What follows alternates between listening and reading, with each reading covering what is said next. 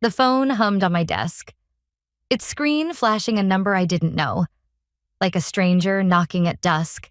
I was 28, tucked into the rhythm of a Wednesday afternoon in my cramped Chicago apartment. The kind of place where the radiator hissed more than it warmed. Something about that insistent buzz made my fingers pause over my keyboard. A ripple of unease curling in my chest. I answered. And a voice. Clipped. Professional. Sliced through the quiet. Payton Carter. This is Charles from Liberty National Bank. My coffee mug. Still warm.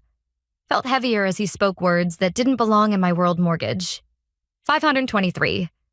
$0. Overdue. The air thinned. And I stammered. There's a mistake. I don't own a house. Charles's tone didn't waver.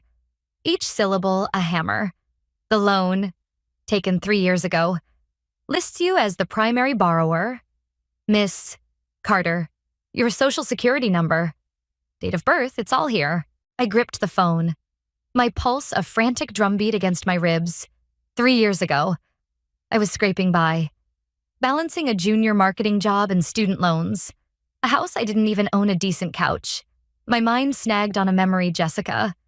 My younger sister. Prattling about her dream home at a family barbecue. Her voice bright with want she couldn't afford. The backyard had smelled of charred burgers. And Mom's laughter had drowned out my quiet doubts. Hadn't Dad said something about helping her? I told Charles I'd call back. My voice a brittle thread. The apartment closed in. Its peeling wallpaper and thrift store lamp suddenly foreign. A mortgage. $500,000. The numbers danced. Unreal. Like a fever dream. I stood, pacing the narrow strip of hardwood. My sneakers scuffing softly. Jessica's face flashed her careless grin. The way she'd always leaned on Mom and Dad to cushion her falls. They called me the steady one. The daughter who didn't need hand-holding. But this... My breath hitched. A shard of betrayal lodging somewhere deep. If this wasn't a clerical error, it was something worse, something that wore the faces of family. I sank into my chair, staring at the phone as if it might confess. The city hummed beyond my window. Oblivious cars honking. A dog barking faintly. 3 years ago. Jessica had moved into that sprawling house in the suburbs. All glass and sharp angles. The kind of place that screamed ambition beyond her means. I'd smiled at her housewarming, clutching a cheap bottle of wine, while Mom gushed about our Jess deserving it all. Had they known then? My fingers trembled, hovering over the bank's number. I didn't dial. Not yet. The truth? Whatever it was. Felt like a blade I wasn't ready to touch, but it was there, waiting. And something inside me a quiet, unfamiliar spark promised I wouldn't let it cut me silently. The night after the call, sleep eluded me. My ceiling a map of cracks I traced in the dark. By morning, my apartment's dim light felt like an interrogation room. The coffee maker's gurgle a mocking companion. I sat at my kitchen table, a wobbly secondhand thing, and opened my laptop. The bank's number burned in my mind. But first, I needed proof something to anchor the chaos Charles had unleashed. My fingers flew across the keyboard, searching mortgage fraud and identity theft. Each article a punch to the gut. Words like forgery and criminal liability glared back. Cold and unyielding. Could my own family have done this?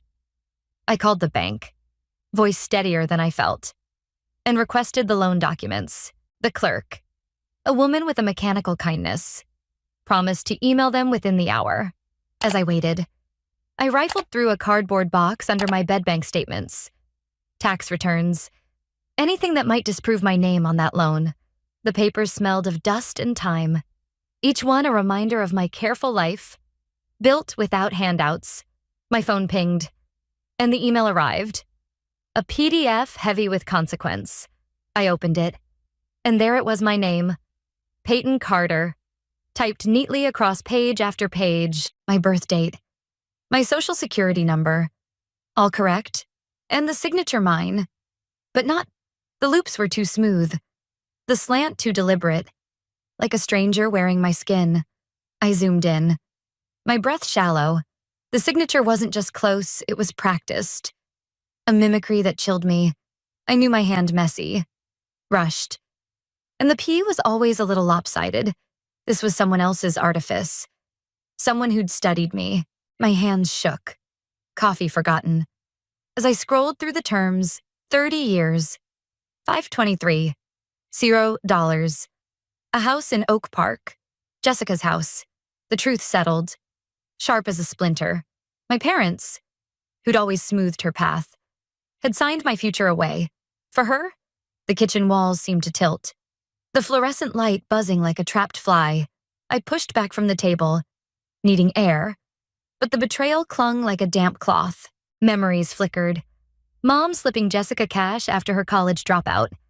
Dad shrugging off my late-night shifts because Payton's got it together. I'd been their safety net, the one who didn't complain.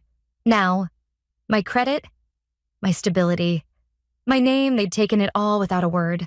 I grabbed a notebook, scribbling dates, details, anything to ground me. The loan was 3 years old, signed when I was 25, too buried in work to notice. Had they forged other things? Bank accounts, credit cards. My phone buzzed a text from Mom. Hey, honey, dinner Sunday, miss you. The normalcy of it burned.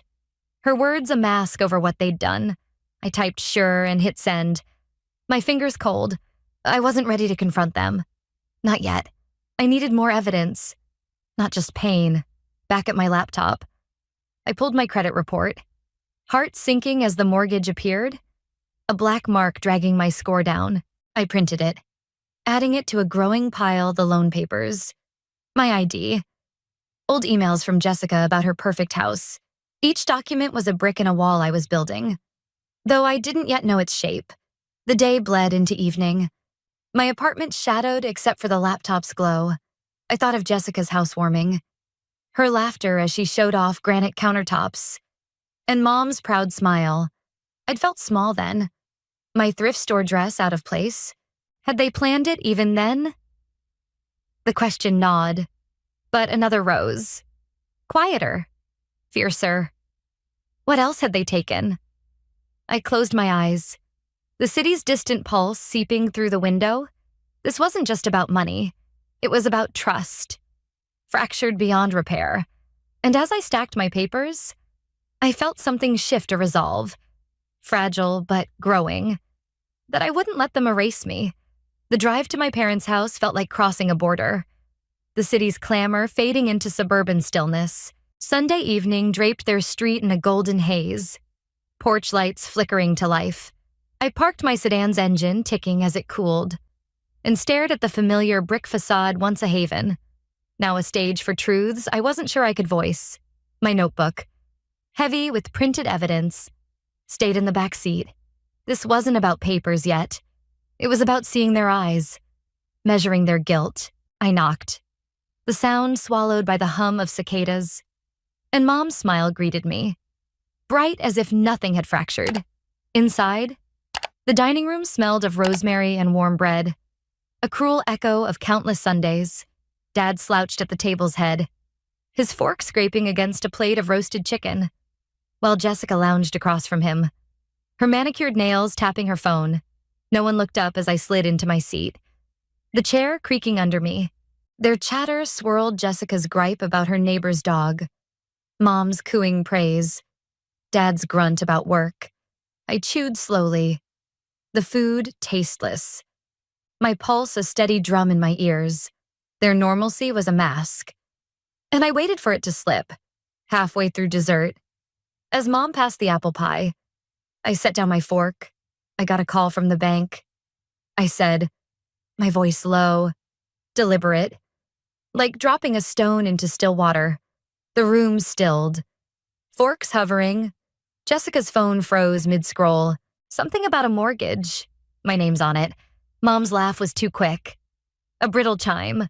Oh, honey. Probably a mix-up. Jessica's gaze darted to her plate, her fingers twisting a napkin. Dad cleared his throat. Eyes on his pie. I leaned back, letting the silence stretch. A taut wire. It's 523, 0. I pressed, my tone even, eyes flicking between them. For a house I don't own. Mom's hand fluttered to her necklace. A nervous tick. Payton. It's nothing serious. We just needed your name to help Jessica qualify. You're not paying anything. Jessica nodded. Voice sharp. It's just a formality. You've got the good credit. A formality. The word landed like ash. Gray and weightless. They didn't flinch. Didn't apologize. They believed their lie that my life was theirs to borrow. I nodded. Lips pressed tight. And said, Got it. Mom beamed. Mistaking my calm for surrender. Jessica resumed scrolling. Dad took a sip of coffee. They thought it was over. But the ember in my chest glowed hotter, promising a fire they couldn't see. Driving home. The streetlights blurred into streaks. My knuckles pale on the wheel.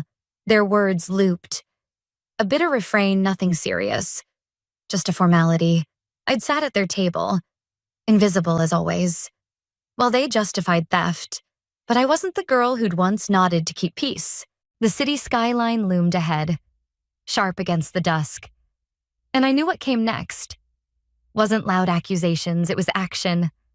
Quiet and unyielding. Monday morning broke gray. The city's pulse muted by a drizzle that streaked my apartment's windows. I called in sick. My voice flat as I spoke to my boss. Then drove to a coffee shop tucked between a laundromat and a used bookstore. The air inside was thick with espresso and damp wool. A refuge for secrets. I sat in a corner booth. My pile of documents, loan papers, credit report.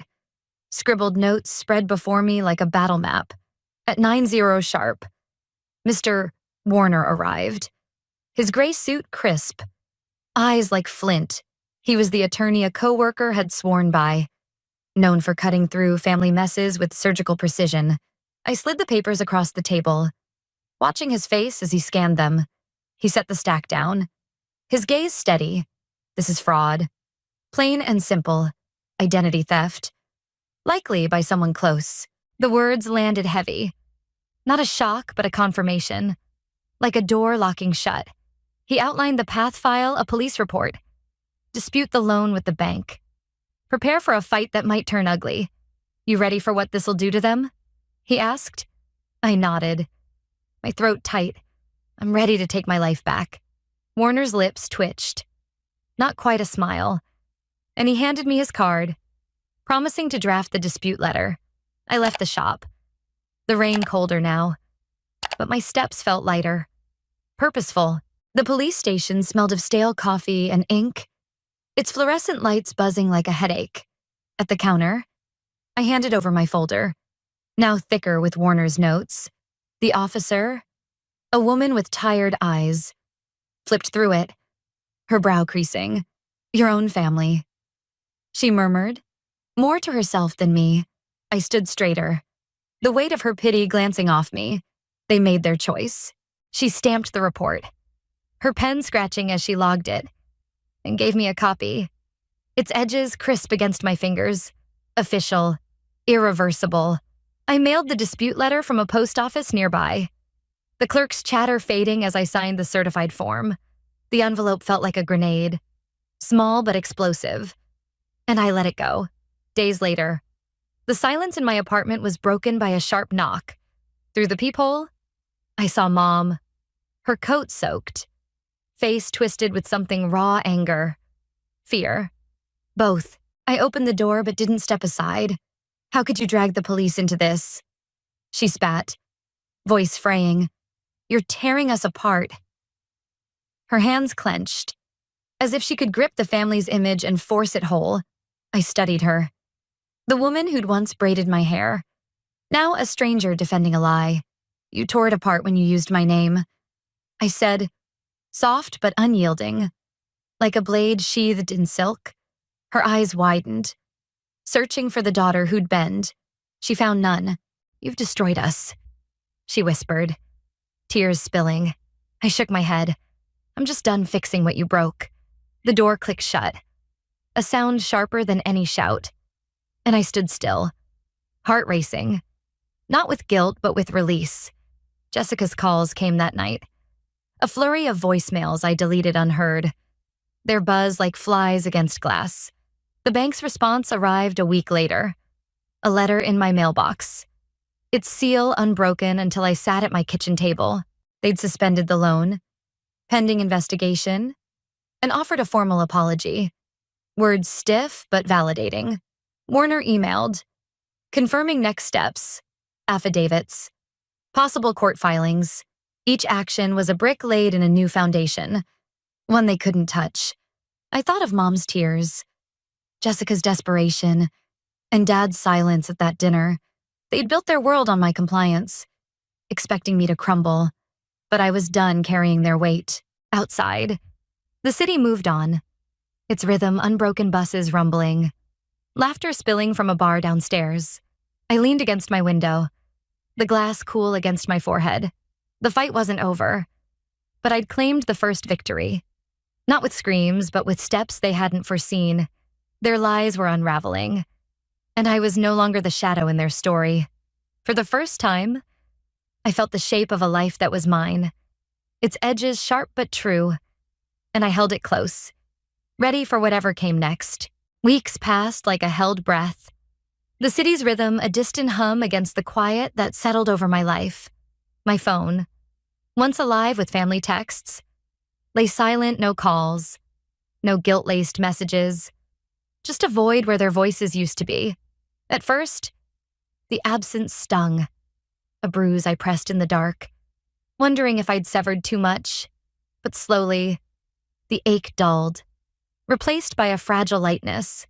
I'd been erased from their story, and in that erasure, I found space to breathe. My mornings, once tethered to their expectations, became mine.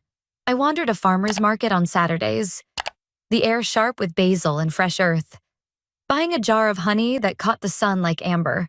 Its sweetness lingered on my tongue, a small defiance against the bitterness they'd left. I started running along the lakefront, the Chicago skyline glinting across the water, my sneakers pounding a cadence of reclaiming. Each step shook loose memories I'd carried too long. Mom's distracted nods, Jessica's careless demands. The legal fight churned on, a steady undercurrent. I signed affidavits sent by Mr. Warner. Their legalese a map of my disentanglement. The bank's investigation deepened. But I didn't dwell on it. Instead, I enrolled in a woodworking class, my hands learning the grain of oak, the slow art of shaping something whole. The workshop smelled of sawdust and linseed oil, and as I sanded a small box, I felt my edges softening too, not from weakness but from choice. Nights found me on my balcony, a chipped mug of chamomile in hand, the city's lights pulsing below. The silence wasn't empty anymore. It was a canvas, vast and unclaimed. I thought of the girl who'd once apologized for existing, who'd swallowed slights to keep the peace. She was gone. Not with a crash, but with a quiet unraveling. I didn't crave their apologies or their ruin, just distance. A horizon free of their shadows. A neighbor's radio drifted up, playing jazz, and I closed my eyes, letting the notes weave through me. This was peace. Not the kind they'd promised, but one I'd carved myself. Yet, beneath it, a question lingered. Would they ever see me? Not as a tool, but as a person. I pushed it down, focusing on the life blooming in their absence. The wooden box I'd made sat on my table, its lid etched with a simple curve, a reminder that I could create without their permission. Warner's latest email confirmed the loan's dispute was progressing. A slow untangling of their knot, I replied, then stepped outside. The autumn air crisp against my skin. Whatever came next, I'd face it on my terms, not theirs. And that was enough for now. One October afternoon, I returned from a craft fair, my arms cradling a cedar cutting board, its wood warm against my chest. Outside my building, they stood Mom, Dad, Jessica like ghosts caught in the fading light. Their faces were drawn, edges softened by loss, not love. Mom's scarf fluttered, untied. Jessica's posture sagged, her usual polish dulled. Dad stared at the sidewalk, hands shoved deep in his pockets. The bank's investigation had unraveled their world, Jessica's house foreclosed, their stability fractured. I stopped, the board's weight grounding me, and felt no anger, only a clear, steady calm. Mom spoke first, voice thin as frost. We're family. We messed up. But you can't abandon us. Jessica stepped closer, eyes glistening. Her words a plea wrapped in desperation. I'm losing everything. Help me. Just this once. Dad said nothing. His silence louder than their words. I set the board down. Its thud soft but deliberate. And looked at them. Looked, not the family I'd once idolized, but people who'd taken without asking. Who'd come now because they needed, not because they cared. I straightened, my voice steady. Like water over stone. Family doesn't build on lies. I hope you learn that someday. Their eyes widened, searching for the daughter who'd bend. Mom's lip trembled, a protest forming. But I continued, softer now. I'm done carrying what you won't. I'm free. Jessica's tears fell. Dad's shoulders hunched, but I felt no pull to fix them. I lifted the board, its scent sharp and clean, and stepped past, their presence fading like smoke, at the stairwell. I paused. The city's hum rising traffic. A distant siren. Life moving forward. I whispered. Not for them, but for me. Leaving is my loudest word. The words settled. A vow etched in the air. I climbed the stairs, each step a shedding of their weight. The cedar board a quiet promise of what I could build alone. Behind me, the street was empty. Their shadows gone. Ahead, my life waited imperfect. Unscripted. Mine. The day my father shattered me started like every other family gathering. Polished oak floors gleaming under chandelier light. The air thick with lilies Vanessa had stuffed into a crystal vase. Their scent clawed at my throat. Too sweet. Too fake. I stood in the grand living room of my childhood home, arms crossed, watching her adjust each petal like it mattered. She wore a pastel dress that screamed money, her smile as hollow as the pleasantries we'd been choking down for years. Dad paced near his desk, all broad shoulders and graying hair, checking his watch every 30 seconds like he had somewhere better to be. Tyler sprawled across the leather armchair, legs kicked out, scrolling Instagram with that smug grin I'd learned to hate. At 24, he'd never worked a day in his life, just partied and posted about his hustle. Celeste, honey, don't hover, Vanessa chirped, not looking up. You'll scare the roses, I bit back a retort. My name's Celeste Young, 28, and for 3 years, I'd poured my soul into Dad's company, Richard Young Enterprises, learning every client, every supplier, every late-night spreadsheet. My MBA hung framed in my apartment, a promise fulfilled. Dad had sworn the business would be mine one day. I believed him. Stupid me. Everyone, please sit down, Dad announced, his voice booming with that authority I'd grown up idolizing. He straightened his tie, eyes flicking to Vanessa. I have something important to say. Tyler perked up, tossing his phone aside. I sank onto the sofa, stomach tightening. Vanessa beamed, perching beside him like a proud hen. Dad cleared his throat. As you know, I've been thinking about the company's future. He smiled at Vanessa, who nodded like they'd rehearsed this. After careful consideration, I've decided to transfer majority ownership and control to Tyler. The words hit me like a brick to the chest. My knuckles whitened on the armrest, the room tilting. What? It slipped out, a whisper lost in the hum of the AC. Makes perfect sense, Vanessa jumped in, her hand landing on Tyler's shoulder. A fresh perspective is just what we need. Tyler leaned back, smirking wider. Don't worry, sis, I'll keep you on, maybe in payroll or something. Dad, I managed, fighting to keep my voice from cracking. We talked about this.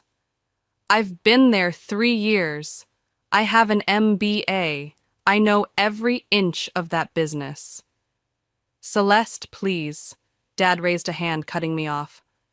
This wasn't easy. Tyler's got innovative ideas that fit our vision going forward. Innovative? I laughed, sharp and bitter. He can't even spell profit. Hey, Tyler snapped, sitting up. I've got vision. You're just mad you're not the golden child anymore. Enough. Dad's tone hardened. You'll still get your salary, Celeste, but Tyler's taking over as CEO next month. Next month? The room spun. You've already planned it all? The paperwork's in motion, he said, finally meeting my eyes. I'm sorry if this disappoints you, but it's what's best. For who?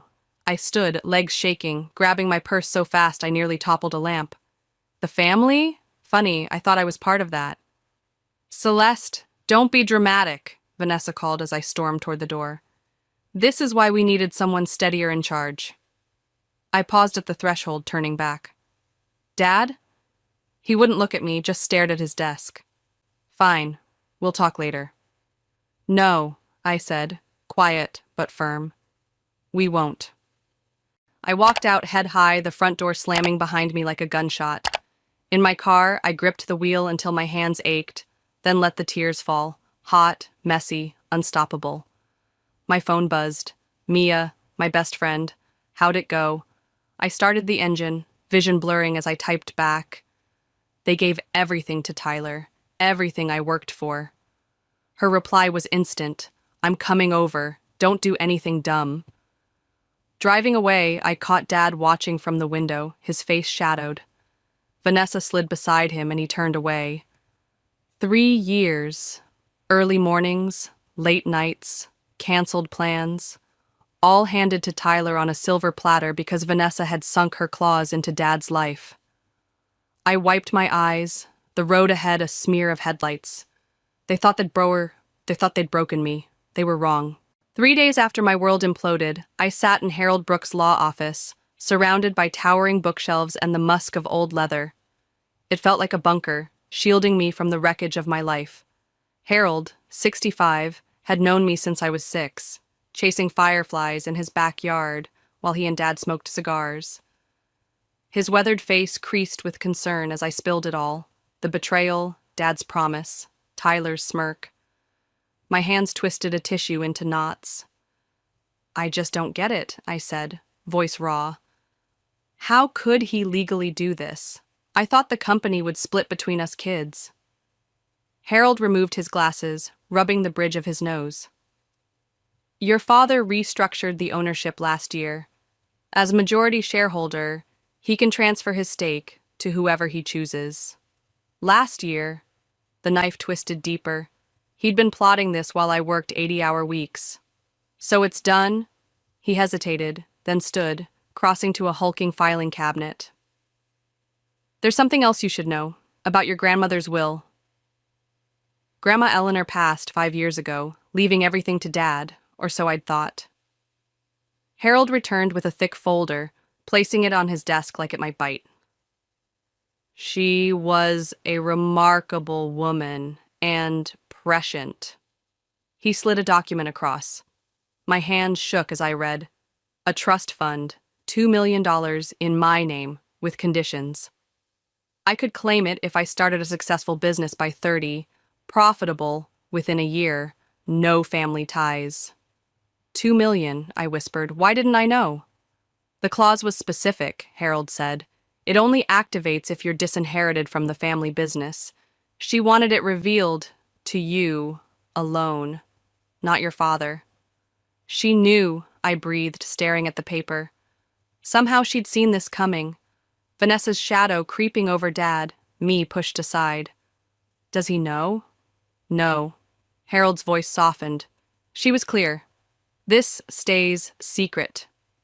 There's more. He pulled another page. Lists of business contacts, market research, notes in her sharp script. Tools, not just money. She believed in creating, not inheriting. Why keep it from me? I asked, tracing her handwriting. She thought you needed to find your own way first. He leaned back. Her words were, Celeste needs to lose everything to build something real. I stood, walking to the window. Traffic crawled below, a gray blur. $2 million. Enough to start something big. It won't be easy, Harold warned. Starting a business never is, trust fund or not. Nothing worth it ever is, I said, feeling a flicker I hadn't in days. Hope, sharp, and fragile. There's one more thing, his tone turned grave.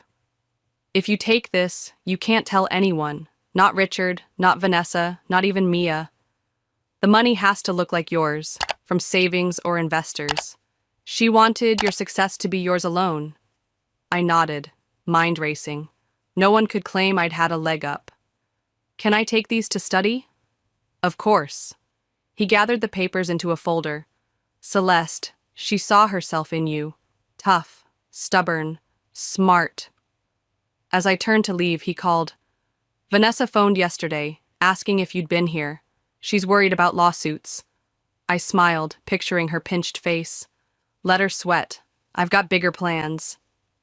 Outside, the air hit me, crisp, alive. I texted Mia, meet me for coffee, I've got an idea.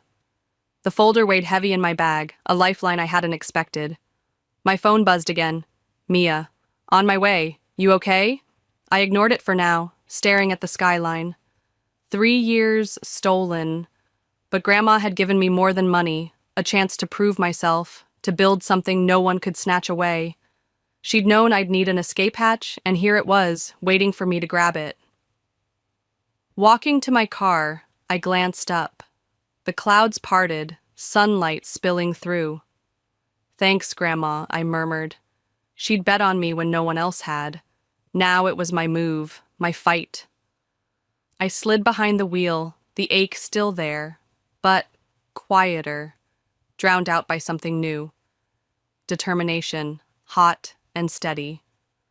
They'd taken my inheritance. Fine, I'd make my own, and it'd be better than anything they could have dreamed. 3 days after Harold handed me Grandma's lifeline, I sat across from Mia in our favorite coffee shop, the hum of espresso machines and chatter wrapping around us like a cocoon. Laptops glowed on the table, my research sprawled across the screen, charts, stats, a lifeline of my own making. Mia stirred her latte, her dark eyes narrowing as I leaned forward, voice low but buzzing. I'm starting a company, Greenpath Solutions, eco-friendly packaging, biodegradable, affordable, for businesses drowning in plastic guilt. She raised an eyebrow, but I plowed on, turning my laptop to show her. The market's exploding. People want sustainable. But the suppliers out there? Overpriced or unreliable. I can do it better. Streamline the chain, cut the middlemen. Mia scanned the screen, then met my gaze. That's a hell of a pivot from corporate finance, Celeste. How are you funding this? You just lost your job.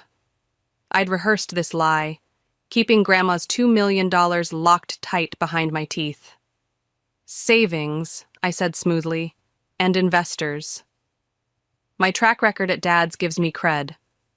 She hesitated, then nodded, and I exhaled, pulling up a spreadsheet. I've got 3 manufacturers lined up. Scalable production. We pitch direct to businesses, restaurants, retailers, anyone who wants green without breaking the bank. Mia grinned, slow and sharp. Okay, I'm in. Research, networking, whatever you need. Let's make them regret screwing you over. Fast forward 3 months, and Greenpath Solutions had a pulse. Our logo stenciled on a glass door in a downtown co-working space. All steel beams and potted plants screaming eco-chic. I'd traded my apartment's quiet for this hum of ambition, and it felt right. That afternoon, I sat in Lauren's sleek office, a restaurant chain exec with a no-nonsense bob and a pen tapping her desk. She turned one of our biodegradable takeout containers in her hands, brow furrowed. Samples look good, Celeste, but we've been burned by startups that can't deliver. How do I know you've got the supply locked down? I slid my tablet across, projections glowing. We've secured 3 facilities. Here's the capacity breakdown. No delays, no excuses. She squinted at the numbers. I've seen stats before. Why trust you over the big dogs? I leaned in, steady, despite the sweat prickling my spine. Because we're not just selling boxes. We're a full transition. Staff training, waste consulting, 20% cheaper than the competition. Streamlined ops, direct relationships, no bloated overhead. Lauren's eyebrows shot up. 20%? That's bold. My phone buzzed, Tyler's name flashing. I declined it, forcing a smile. Try us on a 3-month trial, 2 locations. If we flop, you walk. Family business? Lauren asked, clocking my flinch. Former, I corrected, voice tight. I'm building something new. She nodded, slow and deliberate, then reached for the contract. Let's start with the trial. If it holds, we'll talk all 30 spots. My heart thudded, but I kept my face cool as we shook hands. Outside, the city air hit me, and I let myself grin. Our first big client, a crack in the wall Tyler and Dad had built around my life. Back at the office, I was still riding that high when Tyler sauntered in, his designer jacket screaming trust fund brat. He smirked, eyeing our modest setup, desks, prototypes, a coffee maker humming in the corner. Nice little playhouse, he said, perching on my desk like he owned it. What do you want, Tyler? I asked, setting my briefcase down with a thud. He picked up a prototype container, twirling it. Heard you're making waves in the eco-space. Dad's company's going green. Good PR, you know. We could use your stuff. Guaranteed contracts, stable cash. I stared at him, the gall of it sparking a laugh, sharp, cold. You want me to supply the company you stole? That's... He shrugged, smirk faltering. It's business, Celeste. Dad feels bad about how it went down. This could keep you in the fold. I snatched the container from his hands, my pulse hammering. I've got my own fold now, and we're doing fine without your crumbs. He stood, towering over me, but his eyes flickered, nervous. Where'd you get the startup cash anyway? Those costs must be brutal. None of your damn business, I said, stepping closer, voice steady despite the shake in my hands. Now, I've got work to do. He lingered, then headed for the door, tossing over his shoulder. Dad won't like this. Thinks you're being stubborn. I held the door open, pointed. Dad lost his vote on my life when he picked you. Send Vanessa my regards. He left, and I sank into my chair, hands trembling, not from fear, but fury, and something fiercer. Pride. My phone lit up, Lauren's text. Contract signed, sent to your lawyer. Excited to work together. I smiled, the shake steadying. Mia's voice crackled through my next call. We got it! The restaurant chain! She cheered. Drinks tonight? I glanced at my laptop, investor slides waiting. Can't. Meeting tomorrow. Rain check? She sighed. You're a machine, but I get it. I hung up, catching my reflection in the glass wall. Sharper, stronger. A woman Tyler wouldn't recognize. 3 months ago, I'd been a wreck. Now, I was building something real, something mine. That night, alone in the office, I opened Grandma's folder, her contacts staring back like a silent army. The trust fund had greased the wheels. Those manufacturers didn't come cheap, but the vision, the hustle, that was me clawing my way up. Tyler could mock all he wanted. Lauren's contract said I was a player now. I closed the folder, the hum of the space settling around me. They'd taken my past. Fine. I'd take the future, and I'd make it green, unbreakable, mine. 6 months after I'd staked my claim with GreenPath Solutions, the sustainability conference hall thrummed with energy, a sea of press badges and corporate suits swirling around our booth. I adjusted a stack of biodegradable containers, sleek, sturdy, mine, while Mia tweaked our banner, its bold green letters catching the light. Everything's perfect, she said, stepping back to admire the prototypes glinting under spotlights. We're already pulling crowds. My chest buzzed with something I hadn't felt in months.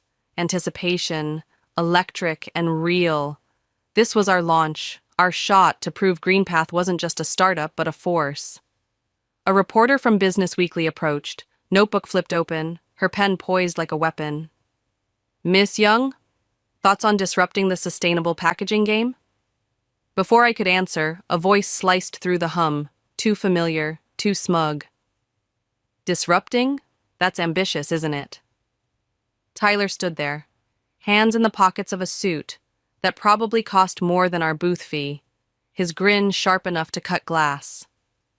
Behind him, Dad and Vanessa lingered, Dad's eyes darting, Vanessa's lips pursed in a tight smile. My stomach twisted, but I kept my face steady. "What are you doing here?" I asked, voice level, though my fingers tightened around a prototype. Tyler shrugged, picking up one of our containers and twirling it like a toy. "Industry event, sis. Open to all players. Though, calling these revolutionary? Bit of a stretch." He smirked, tossing it back onto the stack. "We're launching our own eco line next quarter, by the way." The reporter's pen scratched faster, her eyes flicking between us.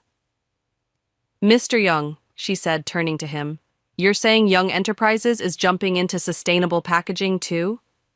Tyler puffed up, all swagger. "Yep, with our resources and client base, we'll outprice smaller outfits like this one." His gaze slid to me, daring me to flinch. I didn't. Instead, I faced the reporter, my voice calm but edged. "Actually, I'd love to talk about our recent contract with a national restaurant chain. They picked us for our innovative approach, cost-effective, full-service solutions, not just products." Her eyes widened. "National chain? That's big for a new player." I nodded, pulling out my tablet, impact projections, glowing. "We've also locked in 3 major retail chains. Want to see the numbers?" Tyler's smirk faltered, a crack in his armor, but before I could press it, Dad stepped forward, his voice low. "Celeste, can we talk privately?" His tie hung crooked, his face lined with something heavy, regret maybe. I shook my head, gesturing to the growing crowd. "Sorry, Dad, busy with clients." The reporter jumped back in, and I walked her through the data, my words crisp, my focus laser sharp. Over the next hour, our booth became a hive, reporters snapping photos, execs asking for cards, every handshake a brick in the wall I was building. Mia beamed as she fielded another inquiry. 5 meetings booked next week, she whispered. "This is better than we dreamed." I nodded, adrenaline pumping, but my eyes caught Tyler arguing with Dad near the entrance, his arms flailing, Dad's shoulders slumped. "Trouble in paradise, huh?" Then Tyler stormed back, his face flushed, his smirk replaced by a scowl. "Real cute," he spat, leaning too close to our booth. "Had to steal the spotlight, didn't you?" I laughed, sharp and loud, drawing eyes. "Steal? Like you stole my inheritance?" "That company was handed to you, Tyler. Nothing fair or square about it." His jaw tightened, and he dropped his voice, venom dripping. "You think you're so clever, but where'd you get the start-up cash?" "Dad's asking questions. Something's off." "Sounds like a you problem," I said, turning to greet an exec, but Tyler grabbed my arm, his grip tight. "Listen, little—" A deep voice cut him off. "Is there an issue here?" I looked up to see Ethan Hayes, tall and polished in a tailored suit, his eco-retail group badge glinting. "I'm very interested in your products, Miss Young, but if this isn't a good time—" Tyler released me, forcing a smile that didn't reach his eyes. "No issue. Just family chit-chat." "Former family," I corrected, extending my hand to Ethan. "Shall we discuss your packaging needs?" I led him to our meeting nook, ignoring Tyler's glare burning into my back. Ethan flipped through our catalog, nodding. "Impressive setup. Your grandmother would be proud." I froze, coffee cup halfway to my lips. "You knew her?" He smiled, warm but wistful. "Eleanor? A force of nature. We served on boards together. She always said her granddaughter would shake things up." Tears pricked my eyes, but I blinked them back, focusing on his words. "Eco Retail has 200 stores needing sustainable solutions. Let's set a meeting." I nodded, scribbling his card's details, my throat tight. As he left, I caught Dad watching from across the hall, older somehow, worry carving his face. Vanessa whispered in his ear, and they turned away. Good. Let them stew. By day's end, our table overflowed with business cards, the air thick with possibility. Mia hugged me as we packed up, her voice giddy. You showed them. Everyone. I grinned, exhaustion mingling with triumph when my phone buzzed. Harold. Trust fund activated. First profitable quarter confirmed. Congrats. My breath caught. The money had helped, sure, but this, the crowds, the deals, Ethan's words, that was mine. My work, my win. Tyler slunk out, tail tucked, no doubt off to whine to Dad. I watched him go, then turned back to Mia. They thought they'd bury me, I said, stacking the last prototype. Guess I'm harder to kill than that. She laughed, and I felt it. Something solid, unshakable, rising in me. Grandma had bet on me, and today I'd proved her right. This wasn't the end. It was the start. 18 months after I'd planted GreenPath Solutions' flag, I sat in my new office, the downtown skyline sprawling beyond floor-to-ceiling windows I'd earned with every sleepless night. Awards lined the walls, proof of our third straight growth quarter, and my team buzzed beyond the glass. A machine I'd built from scratch. Mia lounged across from me, feet propped on my desk, reading from her tablet. GreenPath announces expansion plans, international by next quarter, she said, grinning. They're calling you an industry disruptor. I gazed out, still half stunned at how far we'd climbed, when Sophie, our office manager, burst in, her phone thrust out like a grenade. Celeste, you need to see this. The headline blared, Young Enterprises, Stock Plummets Amid Environmental Violations. I skimmed it, breath-catching, toxic dumping, cost-cutting gone wrong, millions in fines looming. Tyler's name popped up, his leadership a spotlighted disaster. Mia leaned over, whistling low. Oh, wow, this is bad. My phone rang, Vanessa's number. I declined it, jaw tight, as another call rolled in. Dad this time. Voicemail. Then a text from Tyler. Need to talk. Family emergency. Please. Sophie's phone buzzed again. They're in the lobby, she said, eyes wide. Your dad and Tyler. Should I send them away? I thought of the nights I'd sobbed myself dry after they'd ripped my inheritance away. Tyler's smug face at every event. Dad's silence when I'd begged for answers. No, I said, voice steady. Send them up. 5 minutes later, they stood in my office, a stark contrast to the polished space. Dad looked hollow, his suit loose, hair more gray than black. Tyler's designer threads couldn't hide the desperation in his hunched shoulders. Nice place, Dad said, glancing around, his voice thin. You've done well.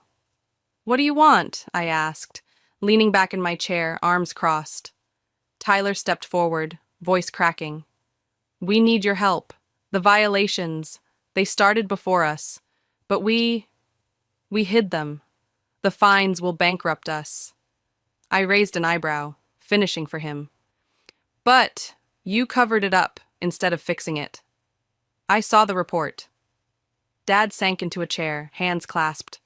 We need a partner, someone who knows sustainable practices, who can rebuild trust. And you thought of me? I laughed, sharp and cold, the sound bouncing off the glass. How convenient. Tyler's face flushed, but he pressed on. Look, I know we were wrong about everything. You're the real deal. We're offering you a chance to come back. Majority shares. Whatever you want. I stood, rounding my desk, the weight of their words sinking in. Part of the family business? You mean the one you stole? The one you've run into the ground? Celeste, please, Dad said, standing too, his eyes glistening. We're family. That word, family, hit like a slap. Where was family when you gave Tyler everything I'd earned? I snapped, stepping closer. Where was it when he tried to tank me at the conference? When Vanessa spread rumors about my funding? They flinched, shame flickering across their faces, and I kept going. I built this from nothing. No connections, no handouts, just sweat and vision, something you'd never get. Tyler's voice dropped, desperate. Without help, we'll lose it all. Dad nodded, defeated. Everything. I pressed a button on my desk. Sophie, show them out. Dad lingered, looking older than I'd ever seen him. Jessica, Celeste, I'm sorry. I made a terrible mistake. For a second, my resolve wavered, his apology a crack in the wall I'd built. Then I remembered Grandma's will, lose everything to build something real. I'm sorry too, Dad, I said, soft but firm. But you chose. Now live with it. They shuffled out, Sophie's heels clicking behind them, and Mia hugged me, her grip fierce. You okay? I looked around, at the awards, the team, the view, and smiled, real and wide. Yeah, I really am. My phone buzzed. Tyler again. Please reconsider. We need you. I deleted it. No hesitation. They'd needed me before, when I'd modernized their systems, landed clients, but never valued me. Now they could watch their empire crumble while mine soared. Sometimes karma didn't need my help. It just worked. The autumn breeze rustled through the cemetery as I knelt by Grandma Eleanor's grave, placing daisies on the cool marble, her name etched in elegant script. I'd been meeting Dad for breakfast every Wednesday for a month, rebuilding something fragile between us. And today, he'd asked to come here. I brought someone, Grandma, I said, stepping aside as Dad approached, his hands trembling with his own bouquet. He laid it beside mine, voice thick. Hello, Mother, should have visited sooner. My phone buzzed, a news alert. Tyler arrested in Miami, fake IDs, frozen accounts. Vanessa had bolted to Europe with scraps of their ruin. Karma's got a long reach, Dad muttered, catching my glance. He straightened, his worn tie catching the wind.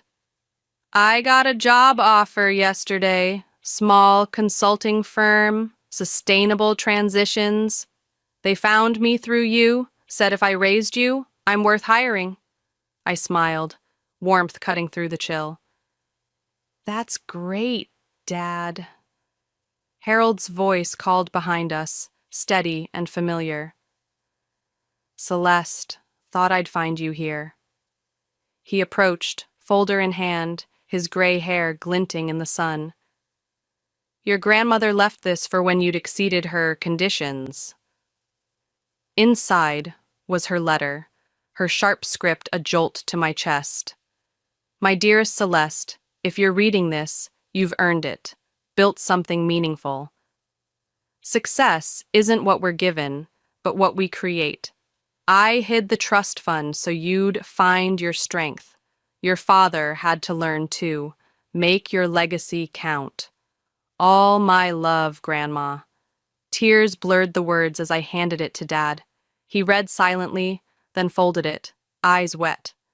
She knew I'd fail you, he said, voice breaking, and planned for it. I shook my head. She knew you'd learn from it. Harold cleared his throat.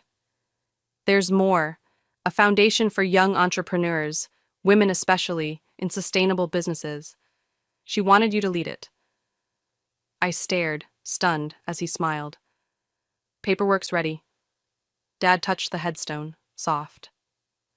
That's her, paying it forward. Dad, I said, sudden and sure, want to help with it? Your experience could matter. He blinked, moved. You'd trust me? I nodded. Trust is earned, but everyone gets a shot to rebuild. Harold handed me a pen, and I signed the Legacy Foundation papers on Grandma's grave, the wind scattering leaves like applause. Dad stood beside me, not the man who'd betrayed me, but one clawing back. What'll you call it? He asked. I traced her name, Eleanor.